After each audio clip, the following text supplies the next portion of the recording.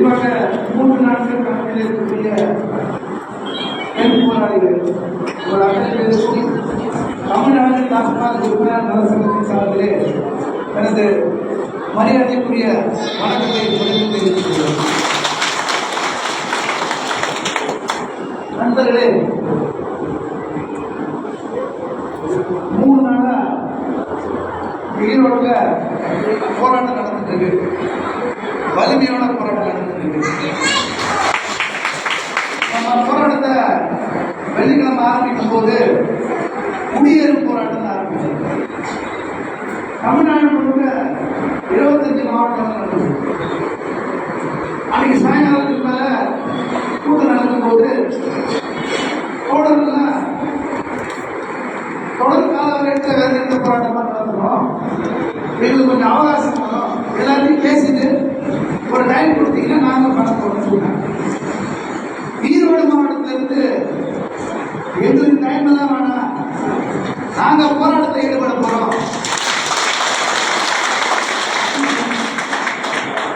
சங்கத்தோட நிலைமை நிலைப்பாடு நீங்க ஈரோடு ஆதரிக்கிறீங்களா, மற்ற கருத்தோடு சேர்க்கிறீங்களா? நான் அப்ப என்ன சொன்னேன்னா, ஒருவேளை ஈரோடு தொடர்ச்சியா போராடி ஈரோட்டில் இருக்கக்கூடிய பணியாளர் மீது நடவடிக்கை எடுத்தா மொத்த பேர் கடத்த இறங்கணும்னா ஈரோடு போராட்டம்னு சொன்னா ஈரோடு பக்கமே எல்லாம் சேர்த்துக்கலாம். அந்த சங்க தலைமையிலிருந்து பேசணும். தமிழ்நாடு முழுக்க 3வது நாள்ல எல்லா மாவட்டங்களிலும் வாட்ஸ்அப் போஸ்ட் போட்டுருக்காங்க. ஈரோடு மீது கை வைத்தால் நாங்கள் வேறு எந்த போராட்டத்தை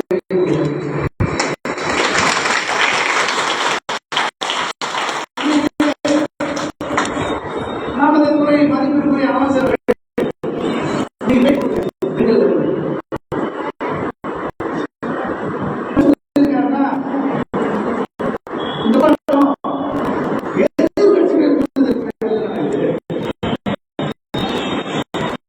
அவங்களுடைய சூழ்ச்சியில் யாரும் மாட்டாருங்க.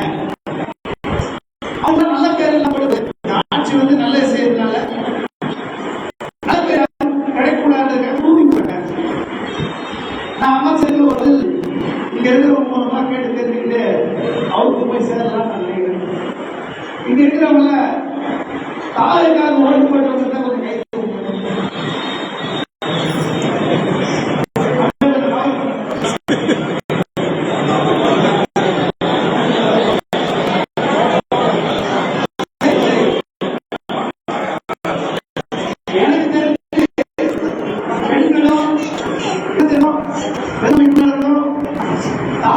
கட்சிக்கு ஓட்டு போட்டவங்க தான் இந்த போராட்ட களத்தில் நின்றுருக்காங்கன்னா இந்த எதிர்கட்சிகள்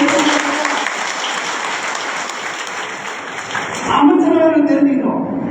அவர் நிச்சயமா பார்ப்பாரு.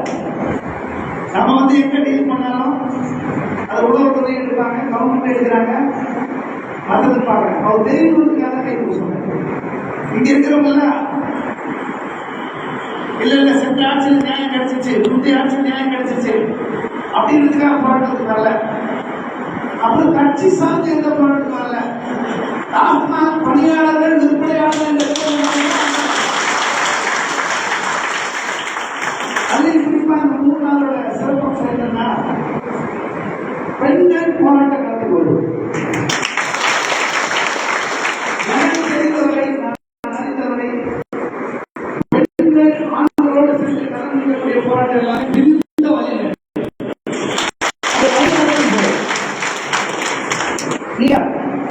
மக்களுடைய வரலாற்று பார்க்கும்போது 500 ரூபாய், 750 ரூபாய், 1000 ரூபாய், அதிகபட்சம் ஒரு 2000 ரூபாய். அது கூட 3 வருஷம் கொடுக்காம வந்திருப்பாங்க. ரொம்ப நாள் கழிச்சு இதுதான் சம்பளம். நீ 3500 ரூபாய் சம்பளம், இதுல பெருமைப்பட்டுக்கோங்க அமைச்சர் சொல்றேன். இதுல வாழ்ந்துக்கோங்க, யாரும் எக்ஸ்ட்ரா இருக்கக்கூடாது, வாழ்ந்துக்கோங்க. இவ்வளவு நாள் போட்டுக்கிட்டீங்களா 20 வருஷம், நீங்க வாழ்ந்துக்கோங்க. நான் ஒரு உண்ணாநிலை போராட்டத்தை ஒன்று கேட்டேன். அதான் அமைச்சர் ரொம்ப அப்செட் ஆயிட்டாங்க. 11000 ரூபாய் சம்பளத்தை நீ 1 மாசம் வாழ்ந்து கேட்டேங்க, நான் வாங்கணும். அது ரொம்ப கஷ்டமாயிடுச்சு. அவர் பேட்டியிலே சொல்றாரு, என்னை வந்து 11,000 சம்பளத்தை வாழ முடியுமா கேட்கறேன். கஷ்டம் தாங்க. நாங்க ஏதாவது செய்யணும்னு நினைக்கிறேங்க. நம்ம கேட்டது ஏதாவது தப்பு இருக்கா? தப்பு இல்லை. அவங்க என்ன நினைக்கிறாங்கன்னா, அமைச்சர் அவர்கள் நாங்க எது செஞ்சாலும், நாங்க எது சொன்னாலும் அதை கைத்தட்டி வர வைக்கிறதுக்கு ஒரு கூட்டம் இருக்கணும். இல்ல அவங்க பாசையிலே சொல்லணும்னா விசில் அடிச்சு வர வைக்கிறதுக்கு ஒரு கூட்டம் இருக்கணும். நீங்க செஞ்சாலும் கரெக்டாக தான் பண்றீங்க, கரெக்ட் வந்ததுக்கு உங்களுக்கு டைம் தேவை, நீங்க பொறுமையா அமைச்சர் பொறுப்பா பேசுறாரு, சொல்றதுதான் கேட்டுக்கிறோம் ஐயா. நான் திருப்பியும் ஒன்று அதே தான் மாற்றி கேட்குறேன். 11,000 ரூபாய்க்கு வாழ முடியாதுன்னா பிடித்த போக உதவி விற்பனையாக 14,000 ரூபாய் வாழ்ந்துட முடியுமா? நான் திருப்பி அமைச்சருக்கு வேண்டுகோள் வைக்கிறேன். நீங்க ஒரு மாசம் குடும்பத்தோட 14,000 ரூபாய்க்கு வாழ்ந்து காட்டி ஒரு வீட்டை வாடகை எடுத்து வேற எந்த பணமும் இல்லாம நம்ம கட்டுறதுல காசு உழைச்சு கொடுக்குற காசு சேர்ந்து எம்எல்ஏக்கு 1,05,000 ரூபாய் சம்பளம், அமைச்சருக்கு 1,40,000 சம்பளம், உங்களுக்கு காருக்கு பெட்ரோல், உதவியாளர், மற்ற இதெல்லாம் இல்லாம ஒரு மாசம் 14,000 வாழ்ந்துட்டு நீங்க பாக்கி உள்ள வருஷம் தான் வாழுங்கன்னு நீங்க சொன்னீங்கன்னா நாங்க எல்லாருமே கையெழுத்து போட்டு ஏற்றுட்டு போடுவோம். ஆனா அமைச்சர் பணியந்திரத்தை பத்தி மட்டும் பேச மாட்டாங்க. நம்ம ஒன்று சொல்றோம், எங்களுக்கு 10 ரூபாய் வேணாங்க, பணியந்திரம் வேணும். இன்னொன்னு எக்ஸ்ட்ரா போய் சொல்றோம், மதுவை ஒழிப்போம், மக்களை காப்போம். அது இன்னும் காலையில் அவர் என்ன ஒன்று சொல்றாருன்னா, இல்ல வெளிநாட்டுல இருந்து தான் வர்றாங்க, அதில் புதுசா கடையெல்லாம் ஓபன் பண்ண போறோம். வெளிநாட்டுல இருந்து வர்றாங்க, அவங்களுக்காக கடையெல்லாம் ஓபன் பண்ண போறோம். இன்னைக்கு பத்திரிகையில கேட்கறாங்க, இந்த Apple 1, Apple 2, Apple 3 30 ரூபா, 40 ரூபா, 50 ரூபா வச்சுக்கிறாங்க. அதுக்கு ஒரு சொல்ற, இந்த 10 ரூபாய் பிரச்சனை எல்லாம் முடிவுக்கு வந்துச்சுன்னா அவங்க மேலாம் அடுத்து யாரும் இருக்க கூடாத மாதிரி பார்த்துப்போம். அப்போ வெளிப்படையா நீங்க வந்து மனமகிழ் மன்றங்கள் 1, 2, 3 என்ன காசுக்கு வேணா வித்துக்கலாம். அவங்களாம் உங்களுக்கு பிரச்சனை இல்லை, தனியா உங்களுக்கு தொழிலாளி மட்டும் பிரச்சனைனா அப்ப உங்ககிட்ட பிரச்சனை இருக்கு. ஒரு விஷயம், ஊழலை ஒழிக்கிறேன்னு சொல்றீங்க, நாங்க வரவேற்கிறோம். நாங்களும் டாஸ்மாக் ஊழலே இருக்கக்கூடாதுன்றதுக்காக இந்த போராட்டமே நடக்கும். நான் அத்தனை பேர் ஊழல் எதிர்பார்க்கு எங்களுக்கு வேண்டாம். நம்ம வந்து இந்த விற்பனையாளர் நல சங்கம் 24,000 பேருக்கு இன்னைக்கு இண்டஸ்ட்ரியல் ட்ரிபியூனல்ல கேஸ் நடத்திட்டு இருக்கோம். 2 நாளுக்கு முன்னாடி நானும் கோர்ட்டுக்கு போனேன். இந்த நிறுவனம் நஷ்டத்தை இயங்குதாமா அவன் சொல்ல வருது. அப்புறம் ஒண்ணு, நீ வந்து டிரான்ஸ்போர்ட் டிபார்ட்மெண்ட் காசு கேட்கிற, சம்பளத்தை கேட்கிற, கோஆப்டெக்ஸ் ஊழியருடைய சம்பளத்தை கேட்கிற, நுகர்பொருள் வாணிப கழகத்துக்கு சம்பளம் கேட்கிற. நுகர்பொருள் வாணிப கழகத்தில் 2014 வேலை செய்யக்கூடிய தொழிலாளிக்கு 26,000 சம்பளம் ஆகும். அதுவே கம்மி தான், 2014 சேர்ந்தவர். கோஆப்டெக்ஸ்ல வேலை செய்த தொழிலாளிக்கு 36,000 ரூபாய் சம்பளம். அதுவும் நான் சொல்ல 2010 பிறகு வந்தோம். அப்ப 2003 வேலை செஞ்சவங்க டிரான்ஸ்போர்ட் டிபார்ட்மெண்ட்லயோ கோஆப்டெக்ஸ்லயோ சிவில் சப்ளை கார்பரேஷன்ல வேலை செஞ்சா அவங்க எல்லாரும் 75,000 1 லட்சம் வாங்க. எங்களை பணி நிரந்தரப்படுத்தாம இருக்கிறதுக்கு நாங்க காரணமா, எங்களை ஆட்சி செஞ்சவங்க காரணமா? முதல் கேள்வி அதுதான். நீ 20 வருஷத்தை பொறுத்துக்கோ. 20 வருஷத்துல இந்த மாதிரி எங்களை வச்சிருந்தவங்க நிலைமையில நீங்களும் வச்சுக்கோங்கன்னு சொன்னீங்கன்னா, ஊழலை ஒழிக்கிறேன்னு சொல்றது நீங்க, எங்க உழைப்பு சுருட்டலை ஒழிக்கிறதுக்கு யார் தயாரா இருப்பா? நாங்க தான் தயாரா இருப்போம். அந்த குடும்பம் எப்படி வாழும்? இந்த சம்பளத்தை கொடுத்துட்டு இந்த 5 ரூபா 10 ரூபா விற்க வச்சவங்க யாரு? பணியாளர் கிடையாது. இங்கதான் வந்து பழி ஒரு புறம் பாவம் ஒரு புறம்ன்ற மாதிரி இதை கொள்ளையடிச்சவங்க ஆட்சியாளர்கள் இருக்காங்க, அதிகாரிகள் இருக்காங்க, எல்லாருக்கும் கெட்ட பேர் இல்லை. இப்போ கடைசியா சேல்ஸ்மேன், கடையில வேலை செய்யற பணியாளர்கள், இவங்க எல்லாம் திருடுறாங்க, அயோக்கியங்க, கொள்ள லாபம் பில்டிங் கட்டிட்டாங்க, கோடி கோடியா சேர்த்து வச்சிட்டாங்க. கோடியா சேர்த்து வச்சுட்டு 10 கார் 5 கார் 2 3 பங்களா இருந்தா எதுக்கு இத்தனை பேர் உட்காந்து போராட்டம் 3வது நாள் இருக்க போறாங்க?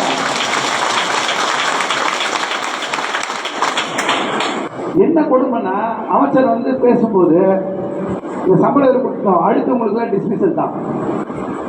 எவ்வளவு அராஜகமான வார்த்தை! ஒரு டிஸ்மிஸில் அந்த குடும்பம் எவ்வளவு நிலை குலைஞ்சு போகும். 6 மாசம் 1 வருஷம் சம்பளம் இல்லைன்னா அந்த குடும்பத்தோட நிலைமை என்ன? யார் இதை பத்தி யோசிப்பா? டிஸ்மிஸ் பண்ணுவேன். ஒரு அராஜகமான முறையில, அதிகாரத்துவம் மிக்க முறையில அமைச்சர் வந்து பேசுறேன், டிஸ்மிஸல். இன்னொன்னு அவருக்கு தெரியல, என்ன தெரியல, மாதிரி நிலைய ஆணைகள் ஒன்று இருக்கணும். மாதிரி நிலைய ஆணைகள் அப்படின்னா விதிகள். ஒரு கம்பெனி நடத்துறோம்னு வச்சுக்கோங்க, இப்போ கார்பரேட் சிவில் சப்ளைஸ் நடத்துறாங்க, டிரான்ஸ்போர்ட் டிபார்ட்மெண்ட் நடத்துறாங்கன்னா மாதிரி நிலைய ஆணைகள் ஒன்று இருக்கும். இல்ல பிரைவேட் கம்பெனிஸ்லாம் போறதுன்னா அதுக்கு ஒரு தனியா அரசோட மாதிரி நிலையானே இருக்கு. அதுல இவன் தற்காலிக தொழிலாளி, நிரந்தர தொழிலாளி, இது ஒர்க்கிங் டைம், இது பிரேக் டைம், இது இவன் டிஸ்மிஸ் பண்ணலாம், என்கொயரி பண்ணலாம், பிழைப்பதிவு கொடுக்கலாம், எல்லாம் இருக்கணும். நான் அறிந்தவரை தமிழ்நாட்டில் கோர்ட்டு தீர்ப்பு உத்தரவிட்ட பிறகும், உயர் நீதிமன்றம் உத்தரவிட்ட பிறகும் ஸ்டாண்டிங் ஆர்டர் இல்லாத 23 வருஷம் ஒரு துறை இருக்குன்னா அது டாஸ்மாக் துறை மட்டும்தான். இதை விட கேவலம் அசிங்கமான எந்த துறைக்குமே இருக்க முடியாது. அப்போ நீங்க எல்லாம் வந்து ஒரே சைட்ல மொத்த பேர் அயோக்கியர்கள் மாதிரியும், 10 ரூபாய் வித்தவங்களாம் பணம் படைக்கிற மாதிரியும், இவங்கெல்லாம் திருடுற மாதிரி இருந்தீங்கன்னா இத்தனை வருஷம் இதே நிலைமை இந்த சம்பளத்தை கொடுத்து வச்சிருக்கோம். இப்ப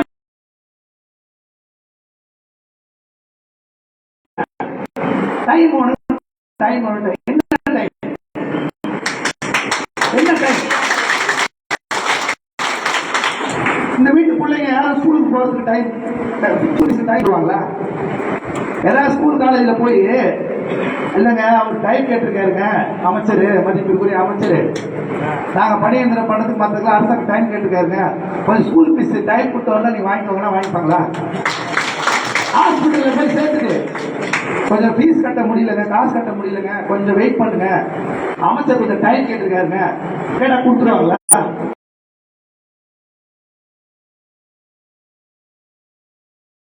இடம் இல்ல லோன் வாங்கி இருக்கிற இடம் எல்லாத்தையும் வந்து டைம் கேட்டு கொடுங்க. அவங்க எல்லாம் டைம் கொடுத்தாங்கன்னா நாங்களும் உங்களுக்கு முழுசா டைம் தரோம். எப்படி சாப்பிட முடியும்? எப்படி சமைக்க முடியும்? பால் காசு யார் கட்டுவா? மளிகை காசு யார் கட்டுவா? எதையும் யோசிக்காம 20 வருஷம் இப்படிதான். அந்த 20 வருஷம் நான் தப்பா இருந்துட்டு வச்சுக்கோ, எங்களை 10 ரூபா வாங்க வச்சாங்கன்னு வச்சுக்கோ, வாங்க வச்சாங்க நீங்க வச்சுக்கோங்க, ஒரு பேச்சு எங்களை வாங்க வச்சாங்க, நீ தான் சரியான ஆள்ல, நீங்க தான் ஊழல் ஒழிக்கிற ஆள்ல, எங்களெல்லாம் பணியந்திரப்படுத்தி அரசு ஊழியர்களுக்கு சம்பளத்தை கொடுத்து ஒழிச்சிட வேண்டியதானே?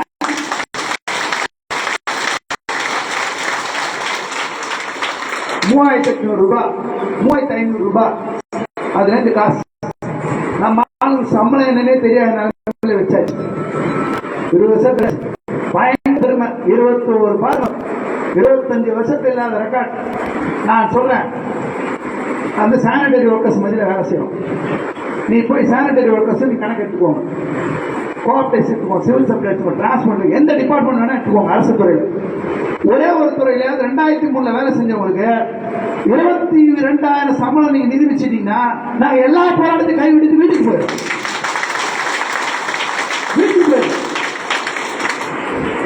ஆண்டாண்டு காலமா இப்படி வச்சிருந்தது முந்தைய ஆட்சிகள். நான் அதே தான் நீங்க தொடர்றீங்க. உங்களை எவ்வளவு நம்பிக்கை, நான் வந்தா பதிரந்திர கொடுங்க, ஒரு வாக்குறுதி இருக்கா இல்லையா? சரிங்க, நாங்க கெட்டவங்க, நாங்க 10 ரூபா வாங்கிக்கிறதுக்கு வேலையே போராடுறோம், நீங்க பரப்புறீங்க. உங்களுக்கு நிறைய சமூக வலைதளத்தில் ஆள் இருக்கு, நீங்க வச்சு அதுக்கு ஒரு கம்பெனி மாதிரி நடத்துறீங்க, செய்யுங்கய்யா. நாங்க கேட்கறது ஒண்ணுதான், நீங்க ஏன் சரி பண்ண மாட்டேன்றீங்க? நீங்க செஞ்சு கொடுக்கல. நான் கேட்கிறோம், நீங்க பகிரங்கமா இப்ப வெளியே வந்து சொல்லுங்க.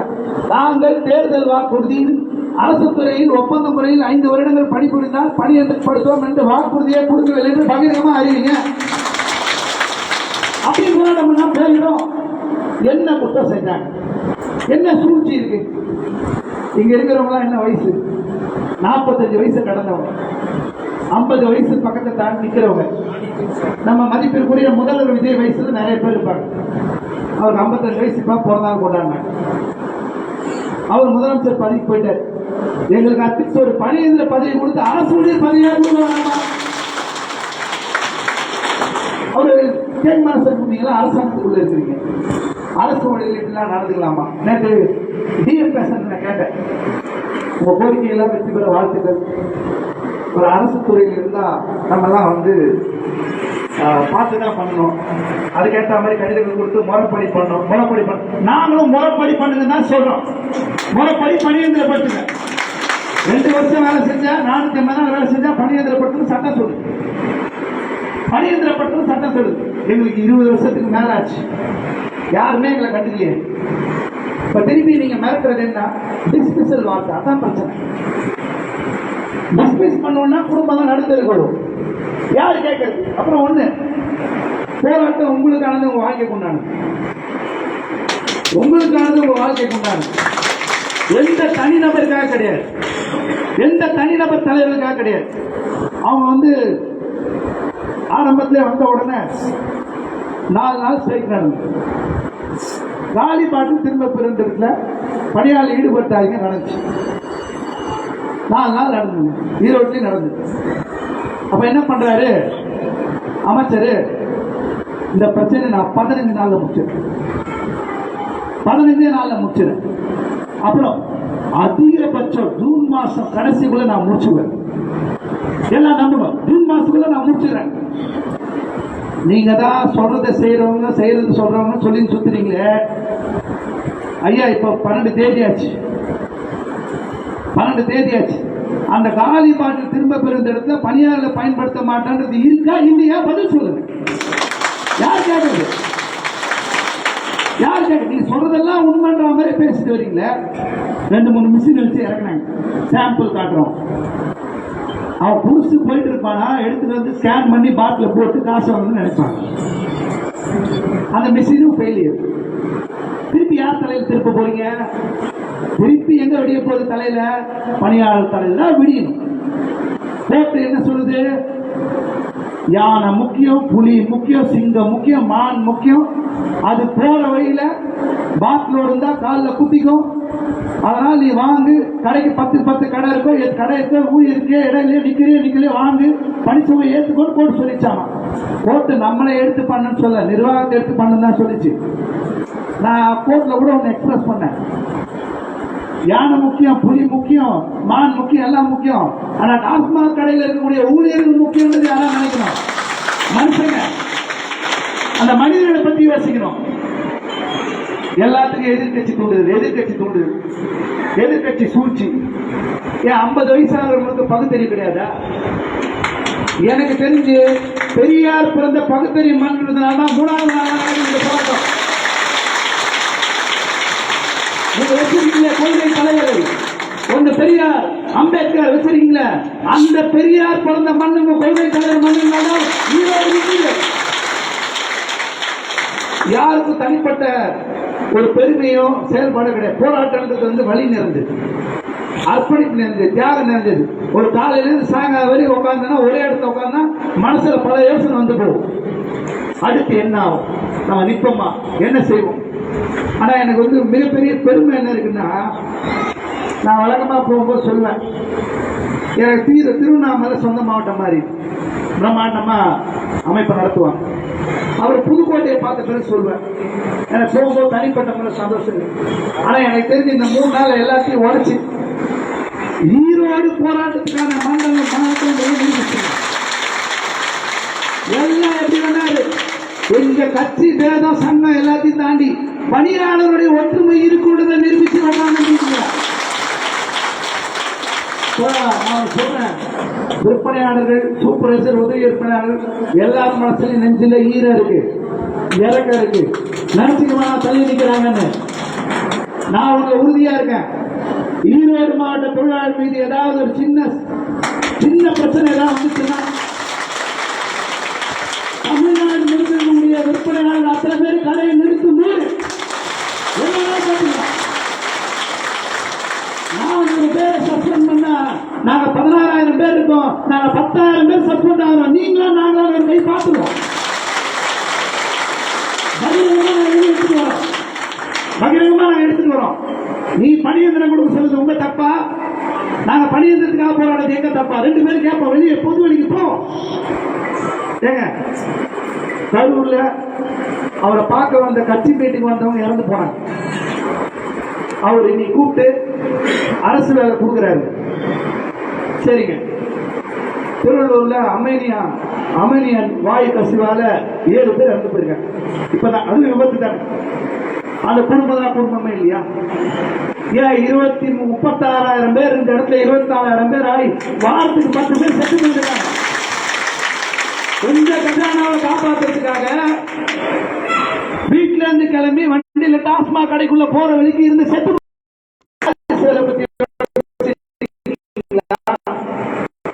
வாரிசு வேலை கூட வேணாம், இருக்கிற வேலையை கன்ஃபார்ம் பண்ற மாதிரி யோசிச்சு ரெடியா இருக்கீங்களா? இது கேட்டா எதிர்கட்சி குரல், இது அரசியல் சூழ்ச்சியா, இது யாருக்காவது பெருமை தெரிவிக்கிற மாதிரி.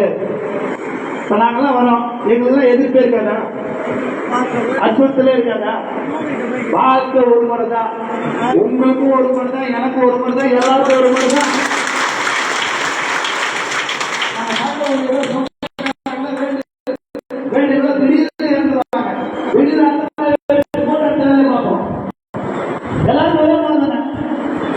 சரி, நீங்க மட்டும் ஆட்சியில் நடந்துருமா?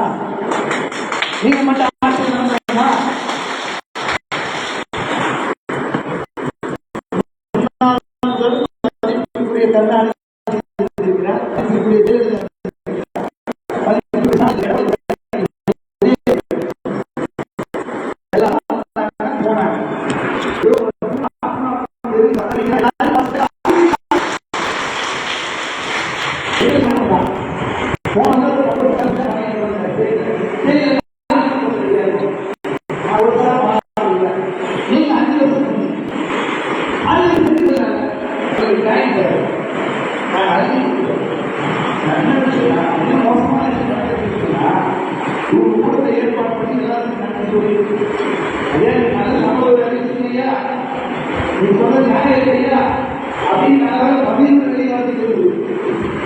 அதுவும் வெள்ளிக்கிழமை குடியேறும் போராட்டம் அறிவிச்சிருக்கா 2-3 நாள் முன்னாடி கொண்டு இவங்க நம்பிக்கையை அறிவிச்சு சங்கங்களை கொடுத்து ஆதரவு கேட்க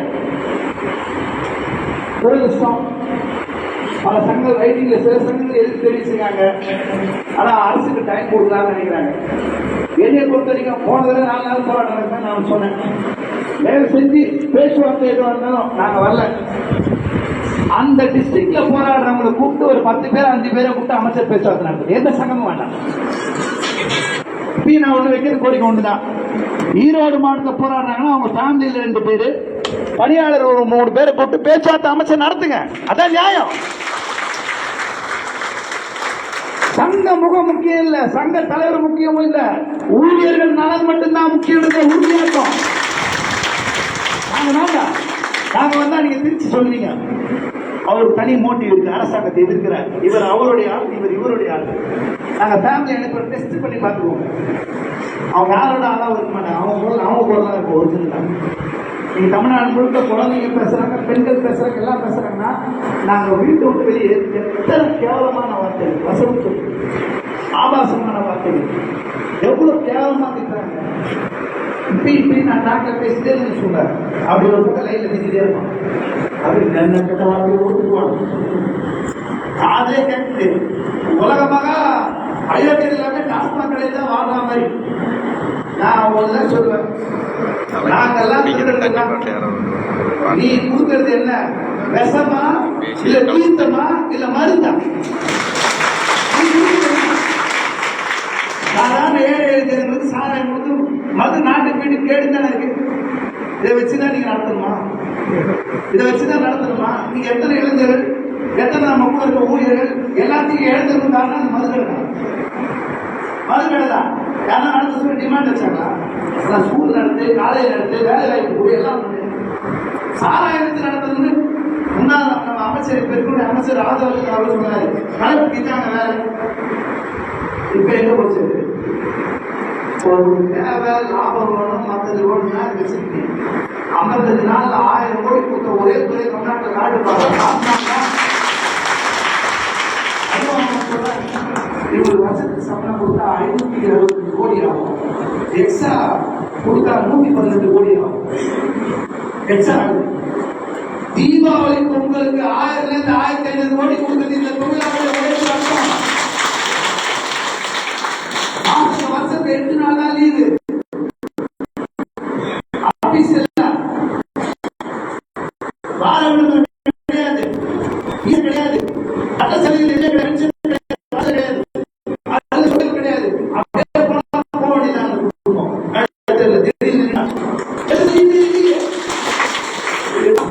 சுதந்திரத்துக்கான போராட்டம், ஒரு கட்சிக்கு எதிரான போராட்டம் இல்லை, விஜய்க்கு எதிரான போராட்டம் இல்லை.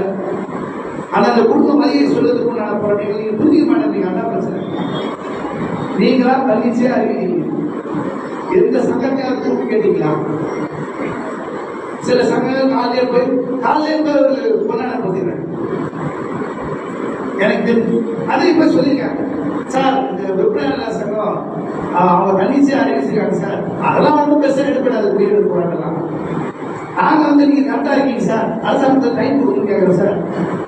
நான் சொல்றேன், எந்த பக்கம் நீதி எந்த பக்கம் நேர்மை இருக்கோ அந்த பக்கம் எந்த கட்சியும் பார்க்கலாம், சங்கம் பார்க்க வந்து சேருவான். அவ்வளவுதான். சங்கம் ஒரு குடுப்பு தான். நீ படகுல போகும்போது ஒரு குடுப்பு தான். இந்த துடுப்பே இல்லைனாலும் உன் கையை நினைச்சுன்னா அந்த துடுப்பாவா நீ படகுல ஓடிட்டு போயே. நீங்க தன்னிச்சையா இறங்கி களத்தை நிக்கிறதுனால தான் இந்த போராட்டம் இவ்வளவு வீரியமா நடந்துட்டு. யாராவது நம்ம பின்னாடி சப்போர்ட்டுக்கு ஆளுக்கான ஒரு பார்த்துக்கிறதுக்கு நானா வந்த 3 நாள் நானா இங்க இருந்தேன். நான் சொல்ல நாளைக்கு நானே இல்லைன்னா இந்த போராட்டத்தை எங்க உட்காந்து நடந்திருக்கோம். நம்ம செய்து சரியா தப்பா அவ்வளவுதான். நான் கேட்கிற தேர்தல் வாக்கு சரியா தப்பா? நாங்க நியாயத்துக்கு போராடுறோமா இல்ல யாராவது கூட்டி போராடுறோமா? உண்மையாலே அவர்களுக்கு நிறைவேற்ற வயிற்று திருக்கு போராடுறோமா இல்ல உண்மையால நியாயமான சம்பளத்துக்காக போராடுறோம்? அவ்வளவுதானே சார். அவங்க வந்தாங்க ஆட்சிக்கு, அகவேலை பள்ளிக்கூடலே வாய்ப்பினாங்க. 1048 கோடி அரசு ஆசைக்கு போய் சேர்ந்துச்சு. யாருமே கொடுக்கல.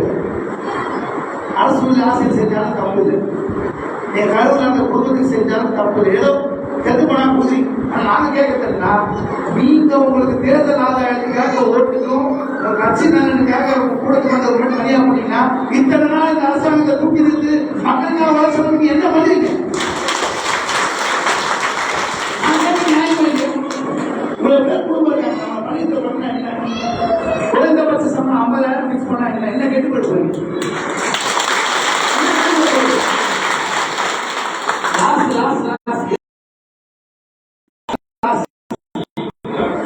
அரசாங்கம் நீங்க லாஸ்டா சொல்லுங்க, லாபம் யாரும் சொல்ல மாட்டீங்க. சரி, அங்கெல்லாம் லாஸ் இருக்கிற இடத்துல உங்களுக்கு 1 லட்சம் 1 லட்சம் முடியும். நாங்க தீபாவளி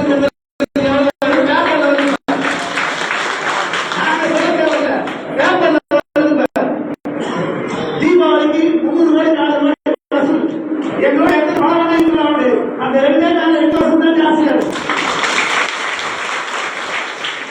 அது முடிச்சு நிறைய பேர் எனக்கு சாப்பிட கஷ்டம் பெருமைக்கு நான் சொல்ல. அதுல ரத்தம் வேக உழைப்பாங்க, நிக்கிற வழி இருக்குல்ல, அந்த நாள் வழி உட்பட 10 மணி நேரம் நடைபெறாங்க. கணக்கு வழக்கு யார் பார்ப்போம்? கணக்கு வழக்கு யார் பார்ப்போம்? இவ்வளவு நாள் ஊழல் செஞ்ச அதிகாரி யாரும் நீங்க தொட்டுருக்கீங்களா? அது சொன்னீங்கன்னா நம்ம கேள்வி கேட்டு 20 கோடி வச்சிருக்கோம். வருஷத்துக்கு 1200 கோடி நாங்கள் மிச்சம் செய்துவிட்டோம். அது அரசு தான் சொன்னேன். ஐயா நீங்க 1000 கோடி பிரிச்சு கொடுத்தீங்கன்னா எங்களோட சர்டிஃபிகேட் பண்ணா 24,000 54 பிறகு நீங்க 1000 கோடி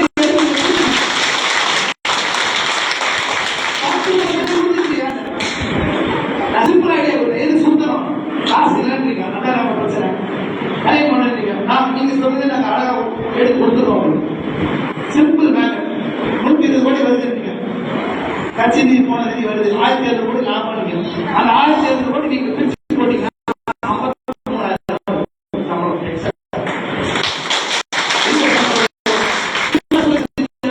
1700 கோடி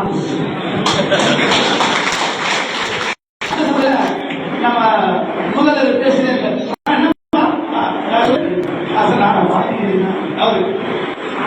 அமைச்சர் இது முதல்வர் அவர் கூட்டிட்டு தான் கேட்கிறேன். நான் பார்த்து நான் அந்த நீதி இருக்கேன். நாங்க ரெடியா இருக்கோம். எந்த கட்சியா இருந்தாலும் புரியுங்க பிரச்சனையே. எந்த கட்சியா இருந்தாலும் புரியுங்க. இந்த பிரச்சனை அவங்க நிறைய காசு இருக்கும். எங்களுக்கு தயவு செஞ்சு அதை எடுத்து கொடுத்துருக்கு போதும். நீங்க சொன்ன கட்சி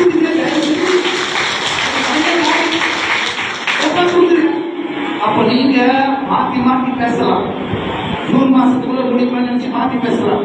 தேர்தல் வாக்குறுதி சொல்லிட்டு பொறுமையானு சொல்லலாம். 120 கோடி வரப்போகுது சொல்லிட்டு இப்ப அதை பத்தி பேசாம மாறிக்கலாம். நாங்க பணியாளர் கேட்கக்கூடாதா? நாங்க போராடக்கூடாதா? என்ன ஒருத்தரை பண்ணா சஸ்பெண்ட், நாங்க பயந்து இருப்போம் கடையில வந்து. 4 பேர் பண்ணா சஸ்பெண்ட், கடையில வந்து பயந்து இருப்போம். இப்ப என் குடும்பங்களும் சேர்ந்து நிற்குது. நீ 400 பேர் சஸ்பெண்ட் பண்ணா அது 1000 தரம் அவ்வளவுதானே?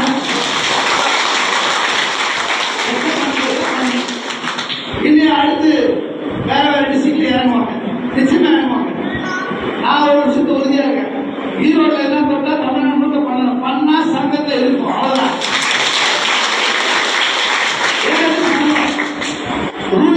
சங்கம் சங்கம் நியாயத்துக்கு சங்கம் வேற எதுக்கு சங்கம்? எனக்கு ஏதாவது கலெக்ஷன் இருக்கியா? 2 பிரான்ஸ் இருக்கு, பேசி முடிச்சா போதுமா? நல்ல சேல்ஸ் ஆகிற கடைக்கு எனக்கு ஆள் கொடுத்தியா? இதெல்லாம் எனக்கு தெரியாது, தெரிஞ்சுக்கணும் நான் விரும்புறதில்லை. இருந்து நாங்க 17 வழக்கு போடும்போது எம்டி லெவல்ல இருந்து எங்கிட்ட பேசிருக்காங்க. உங்களுக்கு என்ன வேணும் செஞ்சு கொடுக்கும், நீ லிஸ்ட் கொடு. 5 பேர் 10 பேர் கொடுங்க, ஆள் போடுறோம். இந்த போராட்டம் தவிர்க்க முடியுமா? நான் எப்பயுமே சொல்லுவோம், என் சட்டத்துக்கு 4 பேர் அவங்க லீகலா வர வேண்டிய சட்டத்தில் என்ன மனு கொடுக்க சொல்றேன். ஆனா எங்களுக்கு தனியாணி செய்யறதுக்கு பண்ணா எனக்கு அது வேண்டாம். எனக்கு 24 பேர் செய்யற விஷயங்கள் வந்து நீங்க செஞ்சு நாங்களாக உண்மையான ஊழலுக்கு எதிரான தூய சக்தி. ஒப்பந்த முறையில் அடிமையா கொத்தடிமையா வச்சுட்டு 14,000 ரூபாய் வாங்க சொல்றது நீங்க யாரையும் முடிவு பண்ணிக்கோங்க. நாங்க உங்களை தூய சக்தியை ஏற்றுக்க ரெடியா தான் இருக்கும். நான் உங்களை தூய சக்தி சொல்ல விரும்புகிறேன். ஆனால் நீங்கள் தூய சக்தி என்று சொன்னால் எங்க கான்ட்ராக்ட் முறை என்று சொல்றதை ஒழிங்க.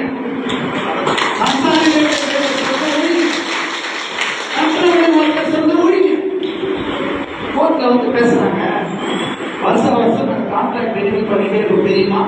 நம்ம புது சேர எவ்வளவு மோசமான வார்த்தை. வருஷம் வருஷம் நிறைய பேர் சும்மா ஒரு ஃபார்ம் கொடுப்பான். சில பேர் வந்து சில பேர் ஃபில்அப் பண்ணி சில பேர் ஆளை விட்டு அவர் செய்யுது. உங்களுக்கு தெரியுமா தெரியாது. எல்லாருக்கும் ஒரு ஃபார்ம் கொடுத்து கான்ட்ராக்ட் நான் போடுறதுன்னு ஒரு லெட்டர் வாங்குவோம். சில பேர் கொடுத்து சில பேர் கொடுக்க மாட்டீங்க. அப்படின்னா 23 வருஷம் கான்ட்ராக்ட் தொழிலாளி சரிடா, நான் கான்ட்ராக்ட் தொழிலாளி வச்சுக்கோ. என் கான்ட்ராக்ட் யாருப்பா? நான் கான்ட்ராக்ட் தொழிலாளி. என் கான்ட்ராக்ட் யாரு? என் கவர்மெண்ட் தானே. அப்ப எத்தனை வருஷம் கான்ட்ராக்ட் வச்சிருக்கேன்? டெம்பரரி தொழிலாளி. டெம்பரரினா யார்? டெம்பரரினா தற்காலிகம். 6 மாசம், 1 வருஷம், 3 மாசம், 1 வாரம் செஞ்சா தற்காலிகம். 23 வருஷம் வேலை செஞ்சா தற்காலிகம் சொல்றேன்னா உன்னோட கல்வி அறிவிலே எங்கே பிரச்சனை? நீ படிச்சதே பிரச்சனை. நீங்க மாத்திக்கணும். அமைச்சர் வந்து எதிர்கட்சி சூழ்ச்சி மாத்த ஒண்ணுங்க. நெருப்பு ரொம்ப நாள் அப்படியே வச்சுன்னு இருக்கு. நெருப்பு போட்டா புகை. 20 வருஷம் வரி நீங்க அறிவிச்சு பெருமை கொண்டாங்க 25,000 ரூபாய். அது ஒரு கூட்டம் 25% கூட்டம் வேலை போட்டீங்க. நன்றி சொல்லணும். கடைசியில் அந்த கூட்டத்தில் என்ன ஆச்சு? நம்ம சங்கத்தில் போய் நான் கலந்து வேலை சொன்னா போய் கலந்து சொல்றேன். முழுக்க எதுவும் தெரிஞ்சுக்கணும். உங்களை நாங்கள் அறிவிச்ச போராட்டம் இத்தனை வருஷம் இல்லாத அளவுக்கு 25% அறிவிச்சிங்க.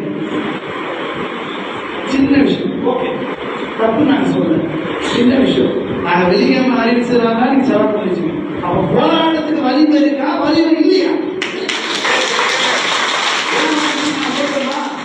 4 நாள் சைக்கு அடிச்சு அடி திருப்பி எழுந்து போறாங்க.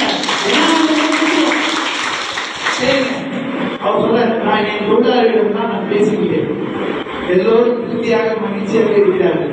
இந்த சம்பள விருப்பத்தை நாங்கள் அரசாங்கத்துக்காக காத்து கொடுப்போம், ஒத்துழைப்பு கொடுப்போம் என்று சொல்லிவிட்டார்கள். ஒரு சங்கத்தையாவது உங்க கட்சி சங்கத்தை தவிர ஏதாவது ஒரு சங்கத்தை பகிரங்கமா வெளில போட்டு இது சூப்பர் சம்பள சொல்லிட்டு ஏதாவது ஒரு சங்கத்தை நீ தமிழ்நாட்டில் இங்க டாஸ்மாக்ல சோழநாடு சங்கம் அதிகமா இன்னைக்கு வச்சிருக்கணும்னு சொல்ற சங்கத்தை நீ போல வச்சிருக்க நல்ல சம்பளம் சூப்பரா நான் வாழ போனதுக்கு அப்புறம் எங்க லைஃப்ல மாறிச்சு போட சொல்லுங்க. அதை நிறுத்தணும். அவங்க கொண்டாட இருக்குன்னு நினைச்சாங்க. பாராட்டுகளை கூட நடத்திருப்பாங்க. நான் கூட ஊடகத்தை சொன்னேன். மாண்பு முதல்வர்களை பணியிடத்தை அரசு விட்டு சம்பந்தப்பட்டார் எங்க எல்லாரோட குடும்ப சார்பா நாங்க ஒரு பாராட்டு விழா நடத்துறோம். நாங்கள் எல்லா குடும்பத்தையும் கூப்பிட்டு இதெல்லாம் 24,000 பேர் சொந்தம். நாங்க கூட்டலாம் நாங்க உங்களோட இருக்கோம், தொடர்ந்து உங்களோட சேர்ந்து இருக்கோம். உங்களுக்கு நாங்க பாராட்டு விழா நடத்துறோம். ஏன்னா அதுல இருந்து தப்பு இது அரசியல் இருக்கா? இது ஒருவேளை நம்ம எதிர்கட்சி அரசியலோட சூழ்ச்சி பண்றோம், இந்த வார்த்தை வெளியே வருமா? அவருக்கு பாராட்டு விழா நடத்துறோம் சொல்ற வார்த்தை வெளியே வருமா? வெளியே வராது. நான் பகிரங்கமாக மீண்டும் சொல்கிறேன், மதிப்பிற்குரிய முதல்வர் அவர்கள் அவர் தான் முதல்வர், வேற யாரும் இல்லை. அவர் தான் முதல்வர். அவர் மட்டும் நம்ம பணியிடப்படுத்தி நம்ம இந்த 10 ரூபா பிரச்சனைக்கு காப்பாற்றி ஊழல் இல்லாம மாத்திட்டா சொன்னா மிகப்பெரிய பாராட்டு விழாவை பிரம்மாண்டமாக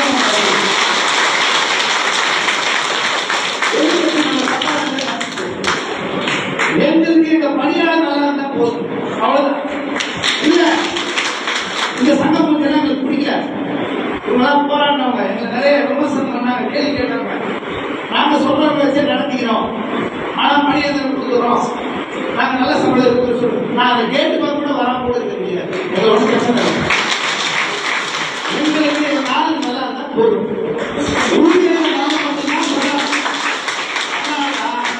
நாங்க போய் அமைச்சர் முன்னாடி உட்காந்து போட்டோ எடுக்கணும், பூங்கொட்டி கொடுக்கணும், சாலை போடணும் விரும்புறதில்லை. இப்படி சொன்னோம், ஈரோடு மாவட்டத்திற்குரிய இந்த குடும்பத்திற்குரிய பெண்களையும் முன்னணியிலே கூட்டு பாருங்க போதே.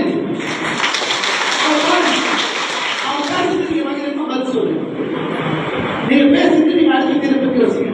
நண்பர்களே, பகுத்தறிவோடு உணர்ந்து நீங்கள் செய்வது சரி என்று நினைத்தால் நீங்கள் எந்த போராட்டம் நடத்தினாலும் இறுதி வரை உங்களோடு மட்டுமே நாங்கள்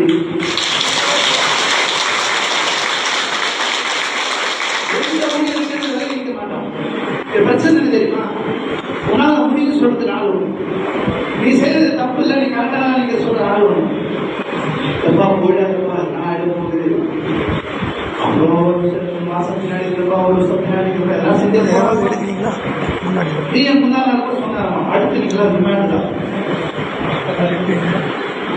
என்னன்னா இத்தனை பேர் ரிமாண்ட் தமிழ்நாடு நீங்க பண்ணீங்கன்னா ஆட்சிக்கு பேர் தொழிலாளி என்ன ஆகும் கூட தெரியாது. எதிர்கட்சினா கருத்து மாதிரி காத்துட்டு இருக்காங்க, எப்போ எங்களா ஏதாவது கிடைக்கும். நல்லா ஓடிட்டு எல்லாரும் நீங்க நல்லா கவனிச்சு பாருங்க. நிறைய யூடியூபர்ஸ் எல்லாம் இப்ப பணியாளர் பிரச்சனைக்கு சம்பளம் பத்தல போட ஆரம்பிச்சிருக்கு. கஷ்டப்படுறதோட விளைவுதான் அமைச்சரே வெளில வந்து ஆமா 16,000 ரூபாய் சம்பளம் பத்தலாம். நான் எப்படி சொல்றேன், அவர் 16,000 ரூபாய் சம்பளம் பத்தல நம்மளால சோதனை முடியும்.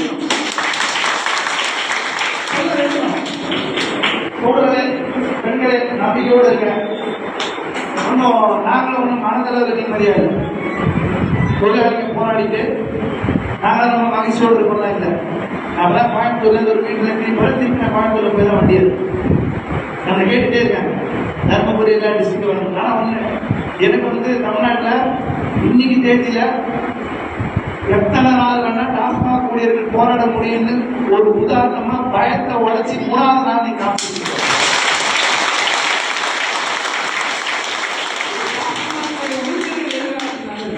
24,000 ஊழியருடைய எதிர்காலத்துக்கு அதான் முக்கியம். அந்த 24,000 எங்க நம்ம பாக்கி 23,000 அத்தனை பேர் குடும்பத்தினாலும் போராட்டம் அப்படிதான் நடந்தது. வர்க்க போராட்டங்கள் பல போராட்டங்களும் அப்படிதான் நடந்தது. சில பேர் தான் போராடி இருப்பாங்க. காந்தி இருப்பாரு, பகத்சிங் இருப்பார், ராஜேவ் இருப்பார், சுகதேவ் இருப்பார், அம்பேத்கர் இருப்பார், பல பேர் இருப்பாங்க. சில பேர் போராடிதான் பல பேர் வெற்றி வரும். நீங்க 24,000 பேர் தான் போராடுறீங்க. கேட்கிறோம், அமைச்சர்களை கூப்பிட்டு பேசு. கோரிக்கையில முதன்மையான கோரிக்கை ஒன்று வைக்கிறோம். 3 நாளா போராட்டம் நடக்குது. அப்படியே டிஎம் டிஎம் காணப்படாது. நீங்க என்ன நினைச்சிருக்கீங்க? சோகாஸ் பயந்துருவாங்க, நீ நடக்காது. ஆனா சோகாஸ் நோட்டீஸும் அது எங்கேயோ தூக்கி வீசி எறியப்படுற அர்த்தத்துல ஒட்டுமொத்த ஊழியருக்கும் நீங்க நம்பிக்கை கொடுத்து காட்டுறீங்க. நீங்க 3 நாள் அறவையில போராட்டம் சொல்றீங்களே, 4 நாள் ஸ்ட்ரைக் நடந்தது. யாருக்காவது ஷோகாஸ் நோட்டீஸ் கொடுத்தீங்களா? 19 நாள் போராட்டம் நடந்துச்சு கடந்த ஆட்சியில. சஸ்பெண்ட் இருந்தாங்க, ஷோகாஸ் நோட்டீஸ் எல்லாமே வித்ரா பண்ணி போறாங்க. யார் மேல ஆக்ஷன் எடுத்து நடந்ததா? நம்ம யாரையும் ஒழுங்கில பேசணும், தனிப்பட்ட வாழ்க்கை பேசணும், அவர்களா பேசணும், நம்ம சட்டம் பேசணும், நீதி பேசணும், நியாயம் பேசணும். முதல்வரையும் அமைச்சரையும் தரப்புறையும் யாருமே பேசக்கூடாது. எல்லாருமே தமிழ்நாடு கூட பேசுறது எல்லாமே கோரிக்கை வச்சாங்க. குழந்தைங்க கூட விஜய் அப்துல் தான் கோரிக்கை வச்சாங்க. அவரோட டான்ஸ் பார்த்துருக்கலாம், பாட்டு பார்த்துருக்கலாம், மதம் பார்த்தா முதல்வராய் பார்த்துருக்கேன். முதல்வராக இருந்தால் இந்த பொறுப்புகளை நிறைவேற்றணும், அவர் செய்யணும்.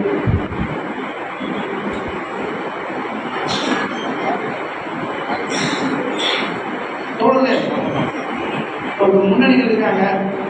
நான் அவரோட ஒரு 5 பேர் இருக்கு பேசுகிறேன். 5 பேர் மேல வேண்டாம், 5 பேர் நல்லா பேசுறேன். நான் நீங்க வெளியே வர்றதுக்கு வெளியே இருக்கேன். ட்ரெயின் கொஞ்சம் டைம் தான், நான் காலையில் போயிடுவேன். மனச்சோர்வு இல்லாம தைரியமோடு இருங்க. அப்படி யார் சுத்தி நிற்கிறாங்கன்னு பாருங்க. நீங்க கருணாநிதிங்களான்னு பாருங்க. நீங்க கருணாநிதிங்களான்னு பாருங்க. ஒண்ணு மட்டும் சொல்றோம், நீங்க எந்த இடத்துல எந்த நேரத்துல எங்க இருந்தாலும் உங்களை கைட் பண்றதும் உங்க பின்னாடி நிற்கிறதும் பக்கபலமா விற்பனையாளர் சங்கம் என்பது இருந்து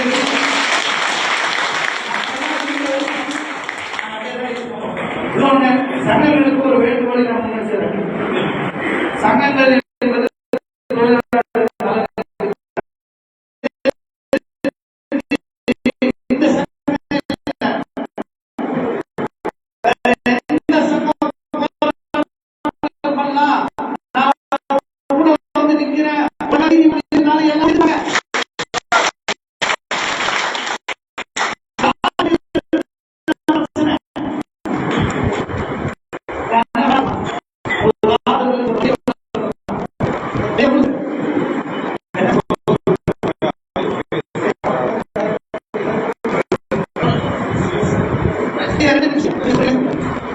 அனுமதித்த மரியாதைக்குரிய இன்ஸ்பெக்டர் விநாயகர் சார் அவர்களுக்கும் அவர்கள் கூட இருந்தவர்களுக்கும் நான் நன்றி.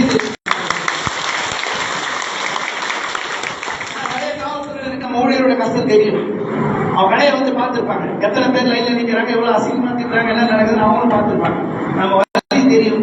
ஆனா மேலிடத்துல என்ன சொன்னாங்களோ அதை அவங்க கேட்டோம். அவன் உள்ள வர வச்சு பேசாத அவங்க மதிப்பு மரியாதை கொடுத்ததுக்கு நான் வந்து நன்றி தெரியும் கடப்படுறேன். நல்ல செஞ்சா நன்றி விடுவிச்சுதான் சொல்றாங்க.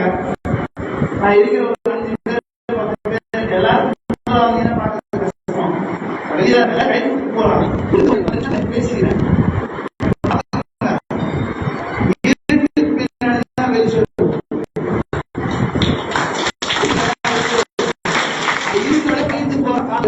வெளிச்சத்தை நோக்கி கடைசி நகரம் தான் வெளிச்சம்.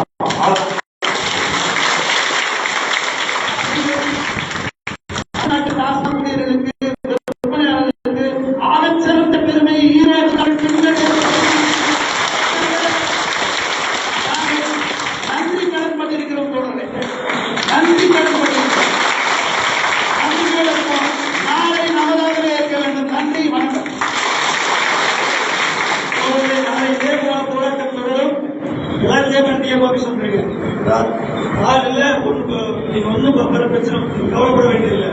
நீங்க எல்லாரும் இதே மாதிரி ஒன்று போன் பேசிக்க வந்திருக்கீங்க. நம்ம முன்னாடி தோழர்கள் ஒரு 8 பேர்த்த அவங்க பார்த்துக்கலாம்.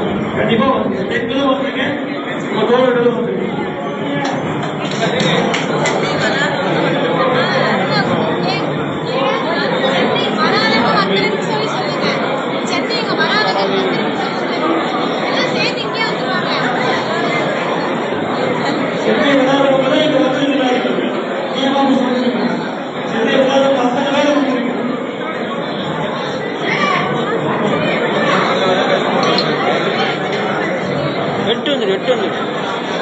వెట్టండి